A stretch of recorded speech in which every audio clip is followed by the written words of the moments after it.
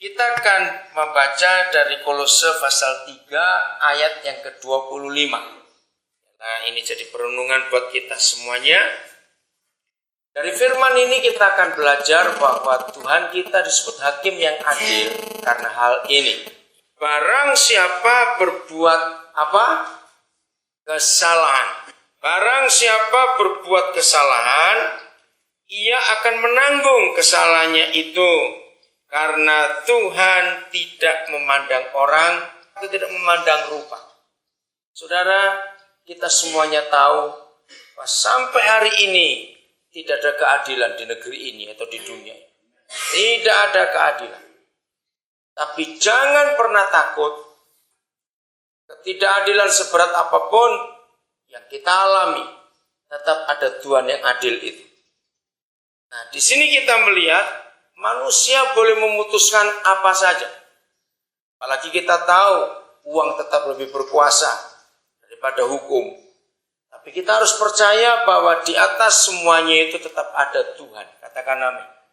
Nah, ini yang kita perlu tahu. Masih ingat ketika suatu hari Bapa di surga menyuruh Samuel untuk mencari pengganti Raja Saul. Karena Raja Saul makin hari makin jahat dan makin jauh lari dari jalan Tuhan. Lalu dari surga Samuel diutus nabi itu ke Bethlehem. Jelas dikatakan ke rumah Isai. Cuma Nabi Samuel tidak tahu berapa anaknya Isai. Dan Tuhan pun tidak berbicara yang mana akan dipilih.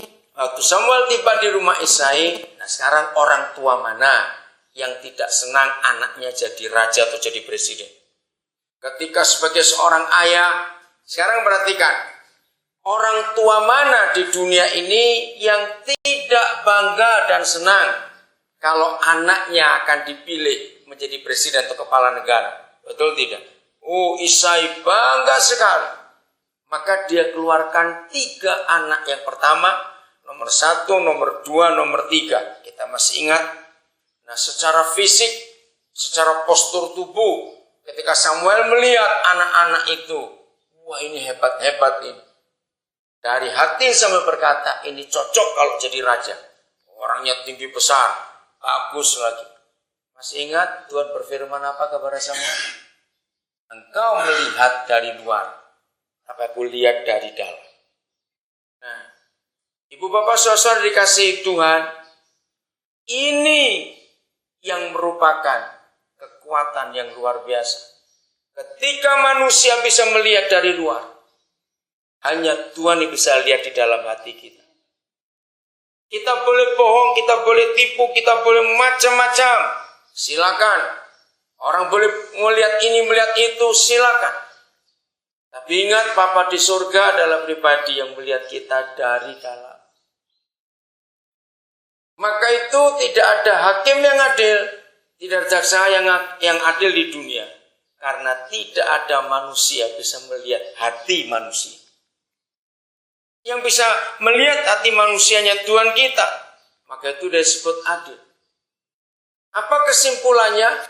Maka keputusan yang final itu bukan di pengadilan, tapi di kerajaan surga.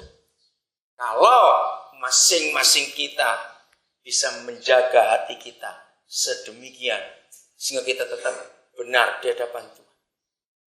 Saudara, maka itu perhatikan Kolose 3:25 tadi.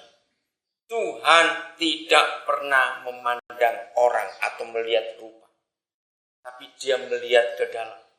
Artinya apa Kolose 3:25 tadi? Artinya Tuhan gak bisa disuap. Pengadilan bisa disuap, tapi Tuhan tidak. Dia tidak memandang orang. Artinya hukum itu hukum buat Tuhan. Keadilan itu keadilan. Maka itu semua kita yang ada di dalam tempat ini, harapkan keadilan Tuhan itu.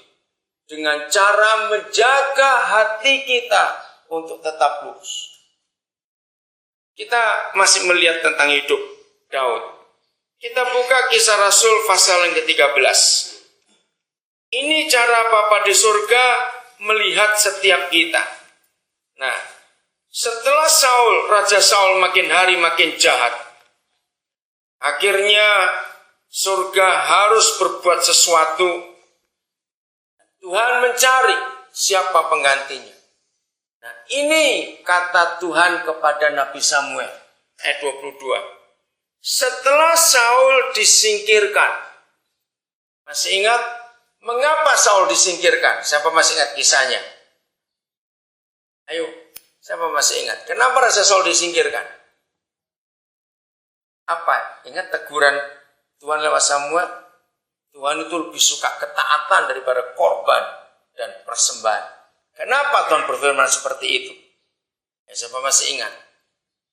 Kenapa dia disingkirkan? Masa lupa? Ayo, berarti suara di sini nggak baca baik-baik itu Alkitab. Orang mati. Nah, itu setelahnya. Jauh itu setelah dia ditolak. Sebelumnya, waktu itu dia masih jadi raja. Itu yang kedua kali kejahatan yang paling jahat itu. Sebelumnya, ketika Tuhan berfirman, habiskan semua musuh itu. Tapi ketika Saul sampai, wah, sapinya gemuk-gemuk, dombanya gemuk-gemuk. Lalu Saul bilang, sayang ini kalau dibunuh semua, kan bagus untuk korban. Itu kesalahan yang pertama dari Saul. Dia tidak taat. Sudah tidak taat, dia bohong lagi. Ketika Samuel datang untuk memeriksa, apa betul kamu sudah melakukan semua? Sudah. Begitu bilang sudah, dengar suara sapi bunyi. Suara apa itu di belakang sana? Saul tipu lagi. Nah, itu yang ditulis, Tuhan tidak memandang orang. Raja sekalipun, presiden sekalipun, kalau salah di hadapan Tuhan, tetap salah. Katakan amin. Itu Tuhan kita. Nah, setelah Saul disingkirkan, kembali ayat 22, ya saya ulangi, kisah Rasul 13:22, setelah Saul disingkirkan, Tuhan bagaimana? Ayo kitab saudara bilang apa? Tuhan bagaimana? Mengangkat Daud menjadi raja mereka. Nah, perhatikan kalimat berikut. Tentang Daud, Tuhan telah menyatakan. Saudara, ini yang mengagumkan sekali. Apa yang dinyatakan Tuhan tentang Daud? Aku telah mendapat Daud anak Isai, seorang yang berkenan kepadaku dan ini yang berkenan di hatiku dan yang melakukan segala kehendakku. Saya tanya kepada saudara-saudara semua. Ketika firman ini disampaikan kepada Samuel, Daud sudah dipanggil atau belum? Berarti dia belum menjadi raja.